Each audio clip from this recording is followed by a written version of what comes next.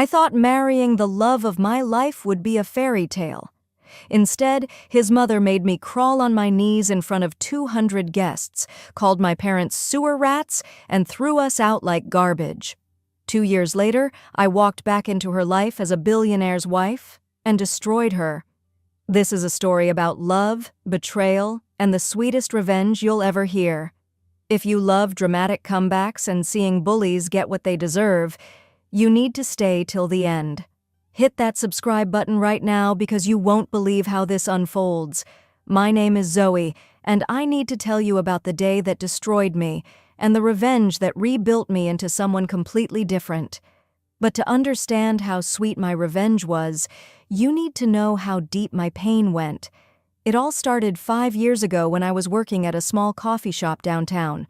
I was 23, fresh out of college with a degree that wasn't getting me anywhere, making minimum wage and living in a tiny apartment with 2 roommates. I wasn't special, I wasn't rich. I was just a regular girl trying to make ends meet. That's when Elijah walked into my life.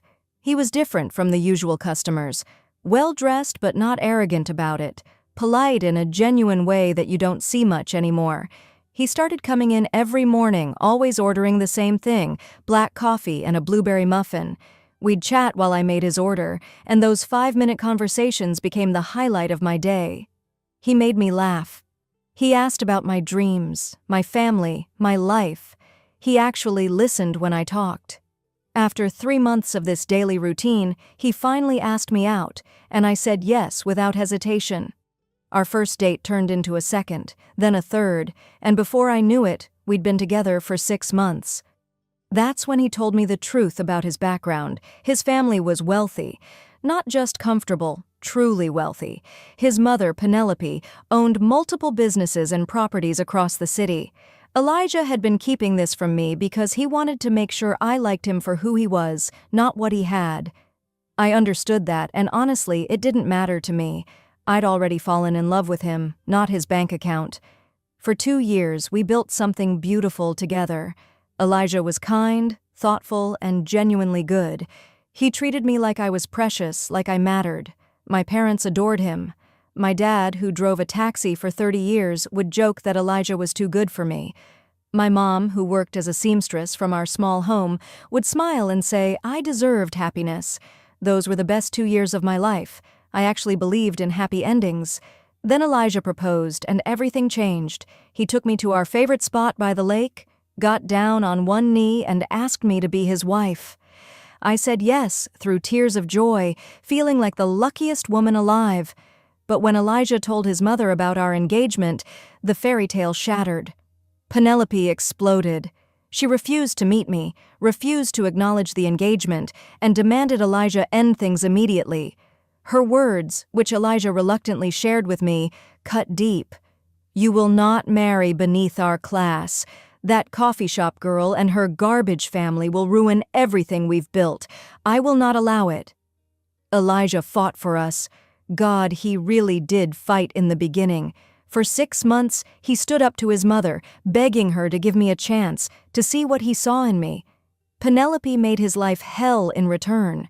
She cut off his credit cards, threatened to remove him from the family business, reminded him constantly that everything, the house, the cars, the money, was all in her name. She could take it all away with a single signature, but Elijah kept fighting, kept refusing to give me up, and I loved him even more for it.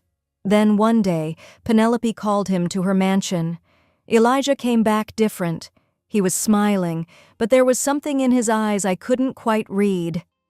"She agreed," he said, pulling me into his arms. "Mom said we can get married. She's going to plan everything, give us the wedding of our dreams." I should have questioned it. I should have wondered why a woman who hated me for 6 months suddenly changed her mind. But I was young and in love and stupid, so I just felt relieved. The wedding planning started immediately, and Penelope took control of everything. She chose the venue, the most expensive luxury hotel in the city. She created the guest list, 300 people, all from her social circle, wealthy elite types I'd never met. She picked the decorations, the flowers, the menu. Every time I suggested something, she'd smile coldly and say, "Dear, let me handle this. You wouldn't understand how things are done in our world." I felt uncomfortable, but Elijah kept assuring me his mother was finally coming around, finally accepting me. I wanted so badly to believe him. My parents were nervous about the whole thing. The wedding was so far beyond anything we could afford, so completely out of our league. My dad's hands shook when he tried on the suit we rented for him. It was the nicest thing he'd ever worn, and even then, I knew it wouldn't compare to what Penelope's friends would be wearing. My mom kept asking if we could just have a small ceremony instead, something simple and intimate. But I told her everything would be fine. I told her Penelope was giving us this wedding as a peace offering, as her way of welcoming me into the family. I believed my own lies. The morning of the wedding, I woke up in a cheap hotel room with my mother. We couldn't afford to stay at the luxury venue where the ceremony was happening, so we'd booked a place 10 minutes away. Mom's hands trembled as she helped me into my white wedding dress. It wasn't designer, wasn't expensive, but it was beautiful to me. My dad stood in the corner in his rented suit, looking more terrified than proud. "Zoe, Beta," he said quietly.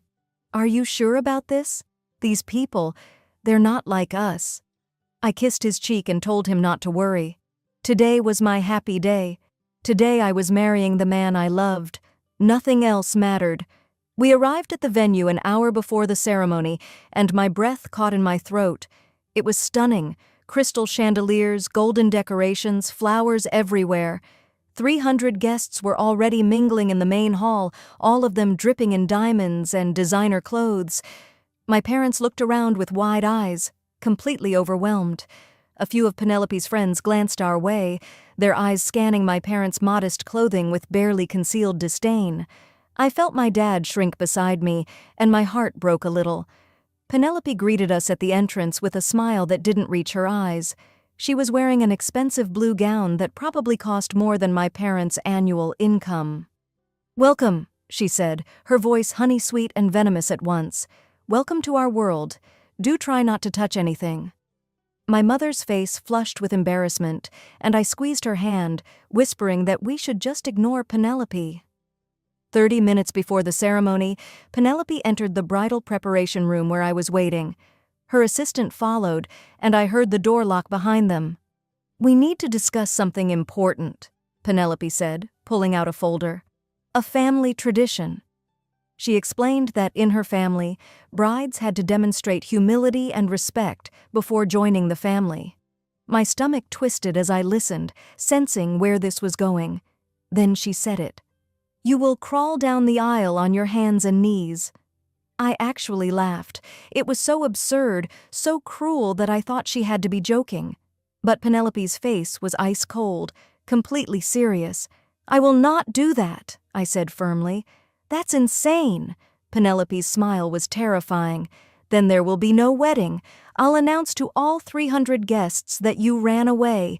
Imagine the embarrassment for your poor parents after they traveled so far." I called Elijah frantically. He rushed to his mother's side, and I waited for him to defend me, to tell his mother this was crossing a line. Instead, I watched him crumble. Penelope cornered him right there in front of me. "Choose now, Elijah. The business, the properties, your entire future, or this girl. Defy me and I'll throw you out with nothing. You'll be on the streets by tonight." Elijah's face went pale. His mouth opened and closed, but no words came out. He looked at me with guilty eyes, and I saw the exact moment he chose his inheritance over me. Penelope turned back to me with a victorious smile. "The guests are waiting, dear. Decide now." I thought about my parents sitting out there so proud despite their fear. They'd spent money they didn't have on travel, on clothes, on being here. My relatives had come from far away. Everyone was waiting. If I ran now, my parents would be humiliated. If I went through with Penelope's sick demand, at least afterward I'd be married to Elijah, and this nightmare would be over. That's what I told myself as I made the worst decision of my life. "Fine," I whispered. "I'll do it." The music started. The doors opened. 300 guests turned to look, and I dropped to my knees in my white wedding dress and started crawling. The carpet was rough beneath my palms. I heard gasps ripple through the crowd. Phones came out, people started recording. The aisle felt endless. My knees scraped against the floor with each movement forward. Tears blurred my vision, but I kept crawling because what else could I do? I'd already made the choice. There was no going back now. Halfway down that aisle, Penelope's voice boomed through the microphone. "Everyone, witness the humility of this poor girl. She knows her place, crawling to join our superior family." Some people gasped in horror, but others laughed. I heard them laughing at me. My tears fell onto the expensive carpet, my body shaking with humiliation. But I kept moving forward because I thought there was a wedding waiting at the end of this nightmare. Then Penelope grabbed the microphone again, and her next words destroyed me completely. "And let's acknowledge her wonderful parents, a taxi driver and a seamstress. How charming. You people are like rats from a dirty sewer. You trapped my innocent son with your daughter's cheap tricks." The spotlight swung to my parents, and I heard my mother's sob echo through the hall. I twisted around to see my father holding my mother as she collapsed in her chair. Penelope's friends were laughing louder now, enjoying the show. Videos were being recorded from every angle. This wasn't a wedding. This was a planned execution of my dignity. I reached the altar finally, my knees bleeding through the fabric of my dress. Elijah tried to help me up, but Penelope slapped his hand away. "Don't touch her yet," she commanded. She made me kneel there for 2 more minutes while she addressed the crowd, making more jokes about my family, about my background, about how I'd tried to social climb my way into their world. The room spun around me. This couldn't be real. This couldn't be happening. Then Penelope smiled down at me and said the words that shattered my world. "Actually, I've changed my mind. This girl isn't worthy of my son after all. Security, remove these sewer rats from my event." I couldn't process what was happening. There was no wedding. This entire thing was just to humiliate me. Elijah stood frozen as security guards grabbed my arms. My parents were being dragged from their seats. "Elijah!" I screamed. "Do something! Say something!" But he just stood there, silent, as his mother's security threw us out. We were dumped on the street outside the hotel. Me in my destroyed wedding dress, dirt and blood on my knees.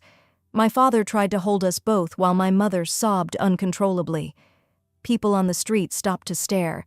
Some recognized me from the videos that were already going viral online. They laughed, pointed, took more pictures. "The crawling bride," someone called me. That night, as we rode home in my father's taxi, my mother kept saying, "I'm sorry, Beta. This is our fault. We're not good enough." And I had no words to comfort her because I believed it too.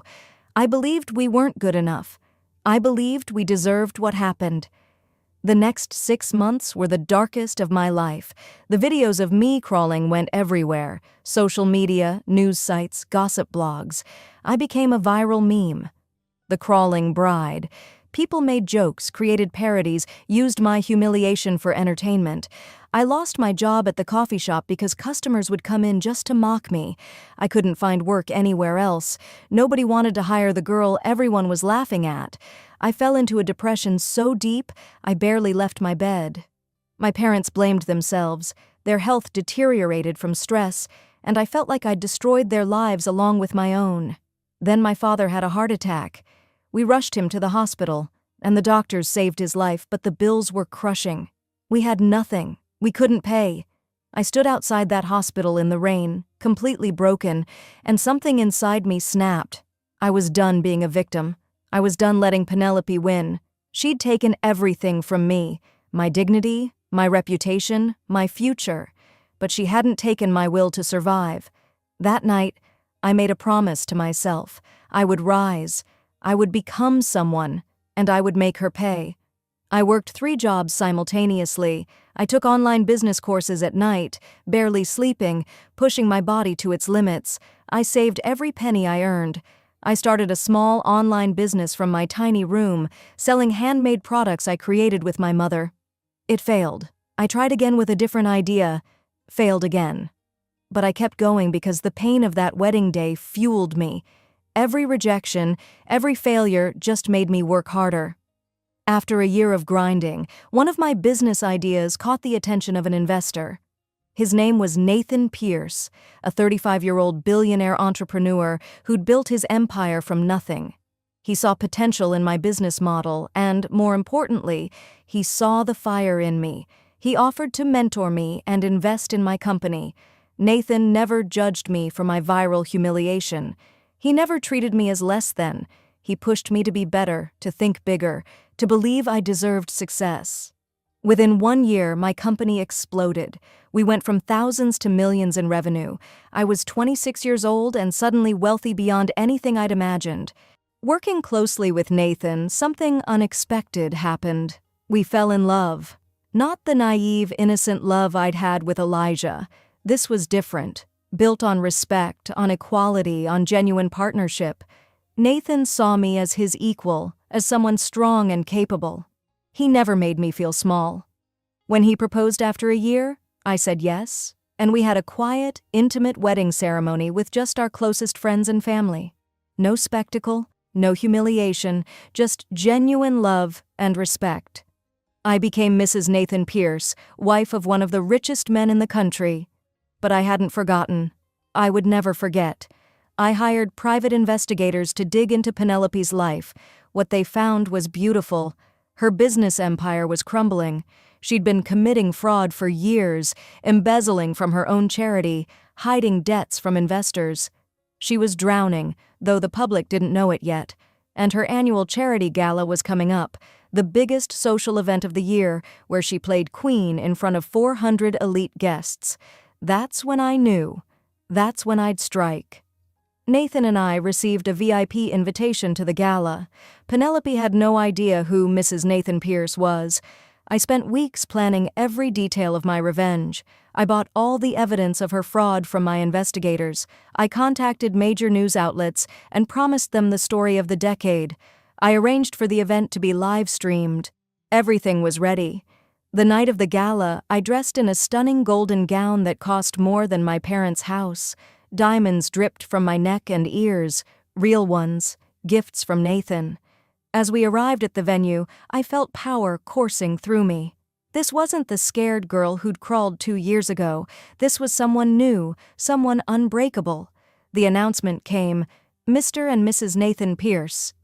We entered, and I watched Penelope's wine glass slip from her hand and shatter on the marble floor. Her face went white as a sheet. Elijah stood beside her, older-looking and miserable, and his jaw dropped when he saw me. The entire room began whispering. They recognized me from the videos, and now here I was, a billionaire's wife, dripping in wealth and confidence. I walked straight toward Penelope with a calm smile. "Hello, Penelope. Long time no see." She was stammering, unable to form words. What are you doing here?" Her voice shook.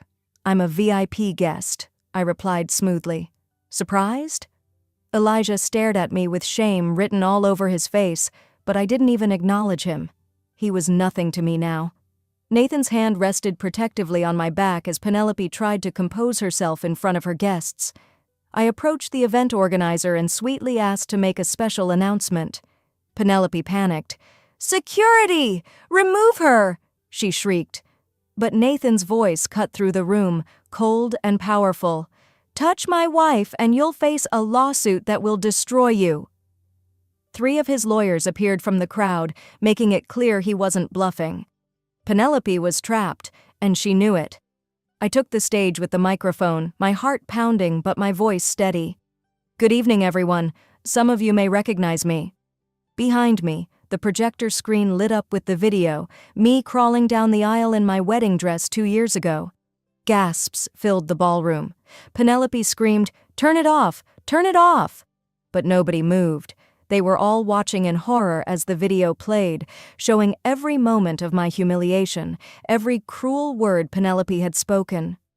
2 years ago, I said calmly, this woman forced me to crawl like an animal in front of 200 people. She called my parents sewer rats. She destroyed my life for her entertainment. Audio recordings played. Penelope's voice crystal clear, saying all those vicious things. Many guests were crying now, hands over their mouths in shock. "But that's not why I'm here tonight," I continued. The screen changed to show financial documents, bank statements, fake receipts, offshore accounts. Penelope's charity, the one you've all donated millions to, she's been stealing from it for years. Money meant for sick children, gone, pocketed by this woman who stands here pretending to be charitable. The evidence was damning, undeniable. Police officers entered the venue on cue, walking straight toward Penelope. Elijah rushed toward me desperately. "Zoe, please, I'm sorry. I was weak, I was scared." I looked at him with cold eyes. "You stood there and watched them drag me out like garbage. You chose money over love. You're just as guilty as your mother." Nathan stepped between us. "She's done talking to you." Elijah broke down crying right there in front of everyone, but I felt nothing for him. Penelope was handcuffed, screaming about setups and innocence, but I had 5 witnesses and a forensic accountant ready to testify. Her former friends, the same people who'd laughed at me 2 years ago, were now turning their backs on her. News cameras captured everything. Penelope was dragged out in handcuffs, her blue gown trailing behind her, her carefully constructed reputation destroyed in minutes. I addressed the silent crowd one last time. To everyone who laughed at me that day, who recorded my humiliation, who made me a viral joke, look at me now. I rose from your cruelty stronger than ever, and the woman who destroyed me, she'll rot in prison. Half the room gave me a standing ovation. 3 months later, Penelope was sentenced to 8 years in prison for fraud. She lost everything: the mansion, the businesses, her reputation. Elijah lost his entire inheritance due to his mother's crimes. Last I heard, he works a regular office job now, alone and carrying his guilt like a weight he'll never put down. He never married. How could he, when everyone knows what he did? As for me, my business empire keeps growing. Nathan and I are happily married, expecting our first child. My parents live in a beautiful home I bought them, and my father's health is fully recovered. My mother spends her days gardening instead of sewing for money, finally peaceful. I started a foundation for victims of family abuse and give talks about standing up to bullies. Those viral videos of me crawling, I bought the rights to them. Now I use them in my presentations to teach others about resilience, about rising from rock bottom. Sometimes I visit my parents and look at old photos from that horrible day. That broken girl crawling in a wedding dress, I tell them. She's dead. I killed her myself, and from her ashes, I rose as someone nobody can ever break again. They made me crawl, thinking I would never stand again. They called me worthless, thinking I'd believe them. They destroyed me, thinking I'd stay destroyed. But here's what bullies never understand. When you take everything from someone, you give them nothing left to lose. And someone with nothing to lose, they become absolutely dangerous. Penelope wanted to humiliate me in front of 200 people, so I destroyed her in front of the entire world. If this story gave you chills, smash that like button right now. Have you ever gotten revenge on someone who wronged you? Share your story in the comments. I want to hear it. And listen, if you or someone you know is being abused by family or in-laws, please reach out for help. You deserve respect and dignity. Hit subscribe and turn on notifications because I share powerful comeback stories every week. Remember, your pain today is your power tomorrow. Never let anyone make you crawl. See you in the next one.